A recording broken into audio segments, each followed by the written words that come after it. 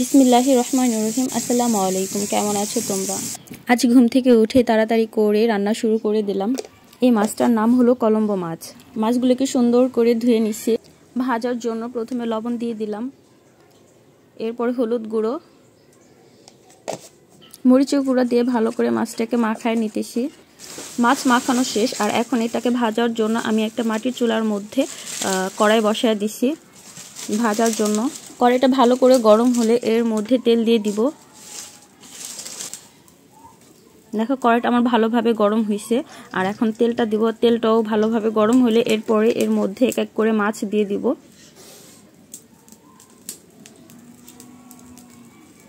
আমি একটু কড়াইটাকে হাত দিয়ে নাড়াচাড়া করতেছি, কারণ কড়াইটা চারপাশে তেলটা লাগলে মাছটা লেগে যাবে না।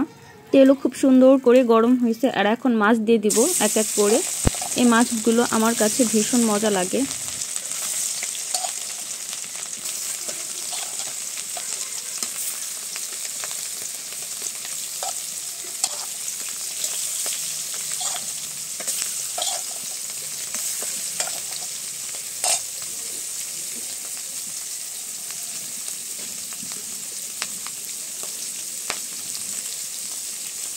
ভাজার সময় মাছের মধ্যে তেল উঠে, আর এই জন্য অল্প তেল দিলেই মাছটা সুন্দর করে ভাজা হয়।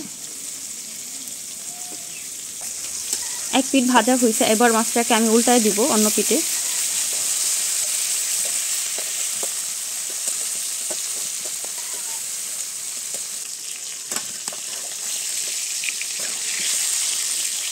ভালো করে মাছটা ভাজা হয়েছে। মাছটাকে এখন আমি একটা মাটির প্লেটের মধ্যে উঠায় নিব।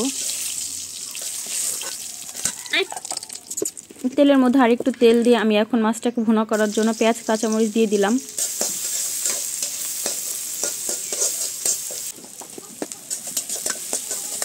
পেঁয়াজগুলো ভাজা হলে এর মধ্যে এক এক করে সব মশলাগুলো দিয়ে দিব।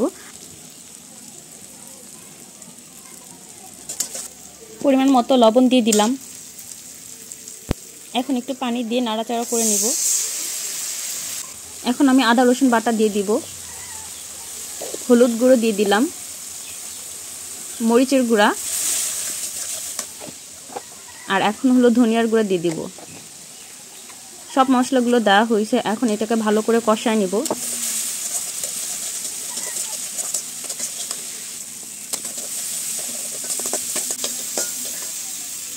কষানো হলে এর মধ্যে আরেকটু পানি দিয়ে দিব।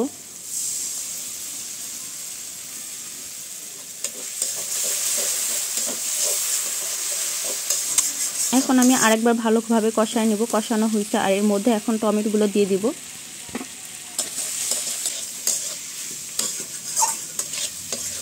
টমেটো দেওয়ার পরে ভালো করে নাড়াচাড়া করে একটু কষায় নেব, আর এরপরে ঢাকনা দিয়ে ঢেকে দিলাম।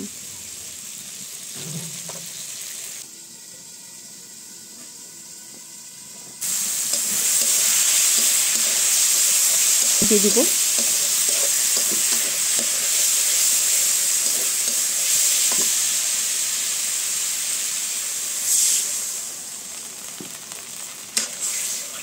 পানি দেওয়ার পরে আমি এটাকে আরেকবার ঢাকনা দিয়ে ঢেকে দিব সিদ্ধ হওয়ার জন্য।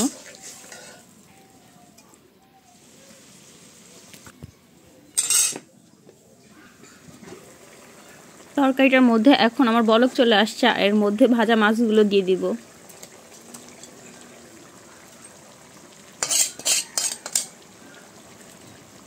মাছটা দিয়ে তারপর একবার ঢেকে দিয়ে এখন ঢাকনা উঠায় এর মধ্যে এখন একটু ধনিয়া পাতা দিয়ে দিব।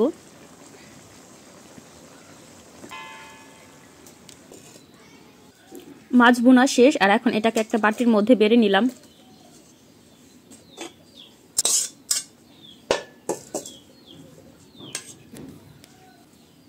দেখো মাশাআল্লাহ কত সুন্দর লাগতেছে। এটাকে আমি ঘরে রেখে আসবো।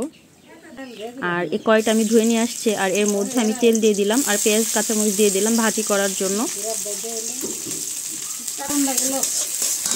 ভাজিটার জন্য পেঁয়াজ কাঁচামরিচটা একটু ভালো করে ভাজা হইলে তারপরে এর মধ্যে গাজর, সিম, আলু আর ফুল সবজিগুলো দিয়ে দিব।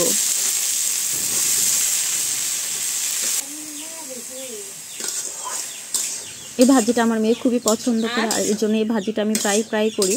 ভাজিটাকে নাড়াচাড়া করে এরপরে ঢাকনা দিয়ে ঢেকে দিব। সবজিগুলো হালকা সিদ্ধ হয়েছে, আর এখন ঢাকনা দিয়ে ঢেকে দিব না। আর এটা পানিটাকে এভাবে আমি শুকায় নিব। ভাজিটা আমার হয়ে গেছে, এর উপরে ধনিয়া পাতা দিব। এই পাতাটা দেওয়ার পরে আমি এটাকে ভালোভাবে নাড়াচাড়া করে তারপরে এটা উঠায় ফেলবো।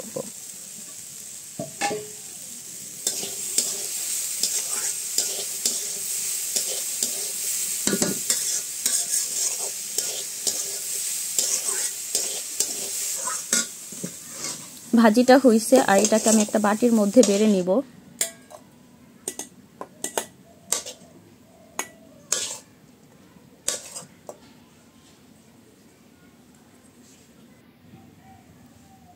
আর এখন মেয়ে সকালে যাবে মাদ্রাসা, আর এই জন্য মেয়েকে গরম ভাত আর ভাজি আর তরকারিটা খাওয়াই দেব।